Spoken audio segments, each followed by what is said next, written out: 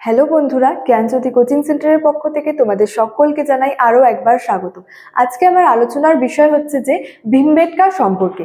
দেখো, প্রস্তর যুগে যে সমস্ত গুহাচিত্রগুলি আবিষ্কৃত হয়েছিল, সেই গুহাচিত্রগুলির মধ্যে অন্যতম উল্লেখযোগ্য গুহাচিত্রের কথা যদি বলি, সেটি ছিল হচ্ছে এই ভীমবেটকার গুহাচিত্র। তো এই ভীমবেটকার গুহাচিত্রের অবস্থান বা এই সম্পর্কে বিস্তারিত আলোচনার আগে তোমাদেরকে একটু বলে দিতে চাই যে তোমরা যারা আমাদের কোচিং সেন্টারে এখনো যুক্ত হওনি এবং যুক্ত হতে চাইছো, তারা কিন্তু উপরে দুটি নাম্বার দেখতে পাচ্ছ, 6295916282 এবং 7076398606। এই দুটি নাম্বারের মধ্যে কিন্তু যে কোনো একটি নাম্বারে যোগাযোগ করে আমাদের সঙ্গে যুক্ত হয়ে যেতে পারো। তাহলে দেরি না করে আজকে আলোচনার বিষয় কিন্তু শুরু করছি। দেখো, ভীমবেটকার যে গুহাচিত্রটি, এটির যদি অবস্থানের কথা বলি, তো এটি হচ্ছে যে মধ্যপ্রদেশের হচ্ছে ভীমবেটকায় কিন্তু অবস্থিত। এবং এক্ষেত্রে বলা যায় যে ভারতের সবচেয়ে প্রাচীন যদি গুহাচিত্রের কথা বলি, সেটি ছিল হচ্ছে এই ভীমবেটকা গুহাচিত্র।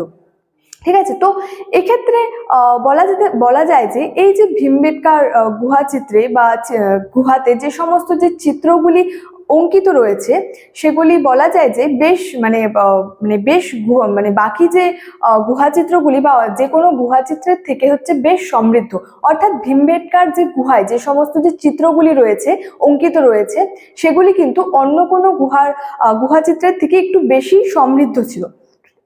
তো এক্ষেত্রে বলা যায় যে এই ভীমবেটকা যে গুহাচিত্রের দেওয়ালে আর কি, যে মানুষের হচ্ছে যে শিকারের দৃশ্য, অর্থাৎ মানুষ দলবদ্ধভাবে যে শিকার করতে যেত সেটার দৃশ্য, এছাড়াও বেশ কিছু হচ্ছে ধর্মীয় প্রতীক চিত্রিত অবস্থায় রয়েছে।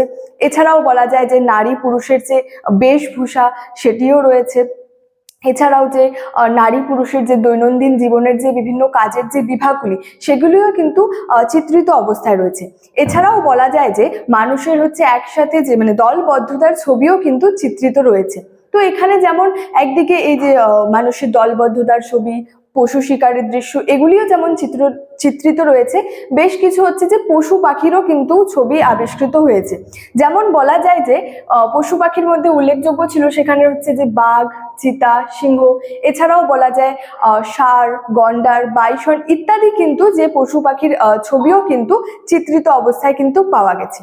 তো এক্ষেত্রে বলা যায় যে ভীমবেটকা গুহাচিত্র কিন্তু প্রাচীন ভারতের প্রস্তর যুগের ইতিহাসের উপাদান হিসেবে কিন্তু ভীমবেটকা গুহাচিত্র ইতিহাসের সাক্ষ্য বহন করে। এবং এখানে আমরা বিভিন্ন আর কি ছবি চিত্রিত অবস্থায় দেখতে পাই, বিভিন্ন পশু পাখির ছবি থেকে শুরু করে মানুষের দলবদ্ধতার ছবি, মানুষের পশু শিকারের দৃশ্য, নারী পুরুষের দৈনন্দিন জীবনের যে বিভিন্ন কাজের যে বিভাগগুলি, সেগুলিও কিন্তু আমরা দেখতে পাই।